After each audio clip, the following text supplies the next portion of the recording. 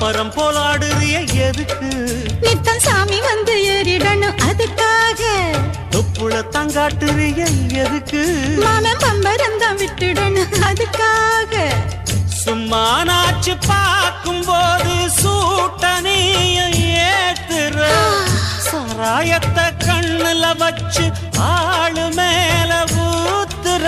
காஞ்ச மாடு கம்புலதான் பாஞ்சது போல் தெம்புலதான் நீயும் மேய பாக்குற. மூட்டை தூக்கும் மாமாய் அழகு மான தூக்கலாமா?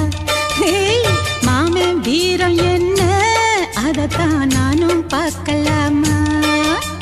சந்ததி எல்லாம் தெரிஞ்சும் ஏயா சொதப்புற இப்படி?